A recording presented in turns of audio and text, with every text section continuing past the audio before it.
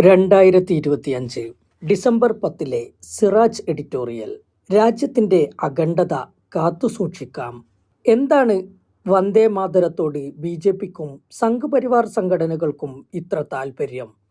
മോദി സർക്കാർ ലോക്സഭയിൽ വന്ദേമാതര ചർച്ചയ്ക്ക് തുടക്കമിട്ടതിൻ്റെയും ഉത്തർപ്രദേശിൽ എല്ലാ വിദ്യാഭ്യാസ സ്ഥാപനങ്ങളിലും വന്ദേമാതര ആലാപനം നിർബന്ധമാക്കാൻ യോഗി സർക്കാർ തീരുമാനിച്ചതിൻ്റെയും പ്രചോദനമെന്താണ്? സ്വാതന്ത്ര്യ സമരത്തിന് ആവേശം പകർന്ന ഗീതമായതുകൊണ്ടാണോ? സ്വാതന്ത്ര്യ സമരത്തിന്റെ ഊർജവും ദേശീയ ഐക്യത്തിന്റെ പ്രതീകവുമായിരുന്നു വന്ദേമാതരമെന്നാണ് ബി.ജെ.പിയുടെ അവകാശവാദം. സ്വാതന്ത്ര്യ സമരത്തോടനുബന്ധിച്ച് സംഘടിപ്പിച്ച റാലികളിലും പ്രകടനങ്ങളിലും വന്ദേമാതരം മുഴക്കിയ കാര്യവും അവർ ചൂണ്ടിക്കാട്ടുന്നു. 1882 പ്രസിദ്ധീകൃതമായ ബങ്കിം ചന്ദ്ര ചാറ്റർജിയുടെ ആനന്ദമഠം നോവലിന്റെ ഭാഗമാണ് ഈ ഗീതം. ബ്രിട്ടീഷ് വിരുദ്ധ മനോഭാവവും സമൂഹത്തിൽ സ്വാതന്ത്ര്യ ചിന്തയും സൃഷ്ടിച്ച മഹാനായ എഴുത്തുകാരനാണ് ബങ്കിം ചന്ദ്ര ചാറ്റർജി എന്നാണ് പ്രചരിപ്പിക്കപ്പെടുന്നത്. ബ്രിട്ടീഷുകാരെ പ്രതിസ്ഥാനത്തു നിർത്തുന്ന ദേശസ്നേഹം തുളുമ്പുന്ന പുസ്തകമാണ് ആനന്ദമഠമെന്ന് അവകാശപ്പെടുകയും ചെയ്യുന്നു. എന്നാൽ കടുത്ത മുസ്ലിം വിരുദ്ധമാണ് ഈ പുസ്തകം. മുസ്ലിങ്ങളെ പ്രതിസ്ഥാനത്ത് നിർത്തി രാജ്യത്തെ പ്രശ്നങ്ങൾക്കെല്ലാം കാരണം അധിനിവേശക്കാരായ മുസ്ലിം നവാബുമാരാണെന്ന് സ്ഥാപിക്കാനാണ് കൃതി ശ്രമിക്കുന്നത്. പുസ്തകത്തിൽ ബ്രിട്ടീഷുകാരെയും വിമർശിക്കുന്നുണ്ടെങ്കിലും മുഖ്യ പ്രതിസ്ഥാനത്ത് മുസ്ലിങ്ങളാണ്. എന്നാൽ കടുത്ത മുസ്ലിം വിരുദ്ധമാണ് ഈ പുസ്തകം. മുസ്ലിങ്ങളെ പ്രതിസ്ഥാനത്ത് നിർത്തി രാജ്യത്തെ പ്രശ്നങ്ങൾക്കെല്ലാം കാരണം അധിനിവേശക്കാരായ മുസ്ലിം നവാബുമാരാണെന്ന് സ്ഥാപിക്കാനാണ് കൃതി ശ്രമിക്കുന്നത്. പുസ്തകത്തിൽ ബ്രിട്ടീഷുകാരെയും വിമർശിക്കുന്നുണ്ടെങ്കിലും മുഖ്യ പ്രതിസ്ഥാനത്ത് മുസ്ലിങ്ങളാണ്.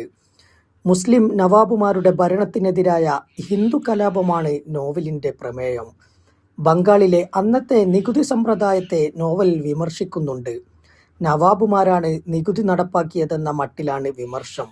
യഥാർത്ഥത്തിൽ ബ്രിട്ടീഷുകാരാണ് നികുതി ഏർപ്പെടുത്തിയത്.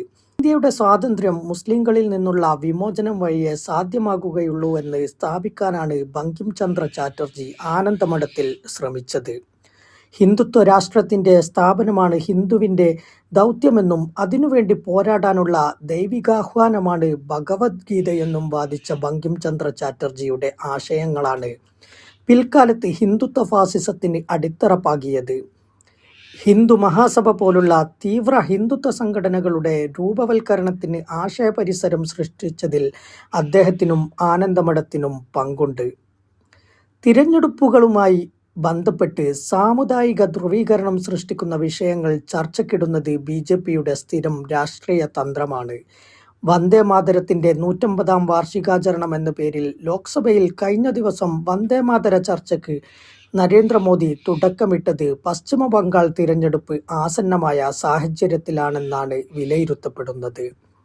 കോൺഗ്രസിനെയും നെഹ്റുവിനെയും വിമർശിക്കാനുള്ള അവസരമായി മോദി ഈ ചർച്ച ഉപയോഗപ്പെടുത്തി. മുസ്ലിം ലീഗിന്റെ സമ്മർദ്ദത്തിന് വഴങ്ങി വന്ദേമാതരത്തിലെ ചില വരികൾ നെഹ്റു വെട്ടിമുറിച്ചുവെന്നായിരുന്നു മോദിയുടെ ആരോപണം. ഈ ശ്ലോകം വെട്ടിമുറിച്ച പോലെ നെഹ്റു പിന്നീട് രാജ്യത്തെ വെട്ടിമുറിച്ചുവെന്നും അദ്ദേഹം ആരോപിച്ചു.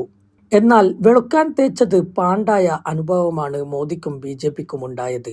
സഭയിൽ പിന്നീട് സംസാരിച്ച പ്രിയങ്ക ഗാന്ധി, മഹുവ മൊയ്ത്ര, എ രാജ, അഖിലേഷ് യാദവ് തുടങ്ങിയവർ ഈ ആരോപണങ്ങൾക്ക് വായടപ്പൻ മറുപടി നൽകി. നെഹ്റുവല്ല, രവീന്ദ്രനാഥ് ടാഗോറാണ് വന്ദേമാതരത്തിലെ ആദ്യത്തെ 2 ശ്ലോകങ്ങൾ ദേശീയ ഗീതമാക്കിയാൽ മതിയെന്ന നിർദ്ദേശം വെച്ചത്. ആ നിർദ്ദേശം മഹാത്മാഗാന്ധി, സർദാർ വല്ലഭായ് പട്ടേൽ, സുഭാഷ് ചന്ദ്രബോസ് തുടങ്ങിയവർ അടങ്ങുന്ന ഉന്നത സമിതി അംഗീകരിക്കുകയാണുണ്ടായതെന്ന് പ്രതിപക്ഷ അംഗങ്ങൾ സമർത്ഥിച്ചു. ടാഗോറും നെഹ്റുവും തമ്മിൽ നടന്ന എഴുത്തുകൾ തെളിവായി ഉദ്ധരിച്ചുകൊണ്ടുള്ള ഈ സമർത്ഥനത്തിനു മുമ്പിൽ ഭരണപക്ഷത്തിന് ഉത്തരം മുട്ടി. ബങ്കിം ചന്ദ്ര ചാറ്റർജി 2 ഘട്ടങ്ങളിലായാണ് വന്ദേമാതരം ഗാനമെഴുതിയത്. 2 ഘട്ടങ്ങളിലായാണ് വന്ദേമാതരം ഗാനമെഴുതിയത്. ആദ്യത്തിൽ ദേശസ്നേഹം സ്ഫുരിക്കുന്ന 2 ശ്ലോകങ്ങൾ എഴുതി. പിന്നീട് എഴുതിയ 4 ശ്ലോകങ്ങൾ ദുർഗാദേവി, ലക്ഷ്മി, സരസ്വതി തുടങ്ങി ഹൈന്ദവ ദേവികളെ പ്രകീർത്തിക്കുന്നതാണ്.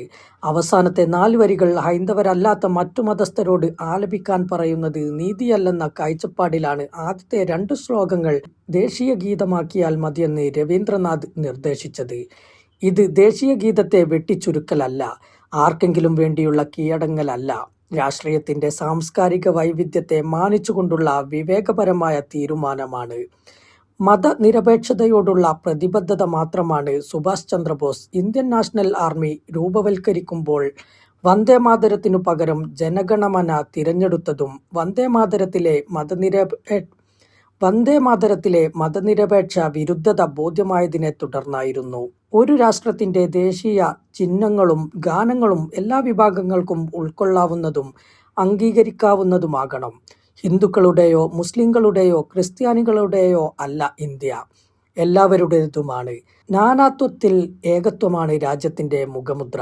അതിനെ മറികടന്നുകൊണ്ട് ഒരു പ്രത്യേക മതവിഭാഗത്തിന്റെ ആരാധ്യരെ വന്ദിക്കുന്ന വരികൾ ദേശീയ ഗീതത്തിൽ വരുന്നത് അടിസ്ഥാനപരമായ തെറ്റും ഭരണഘടനാ വിരുദ്ധവുമാണ്.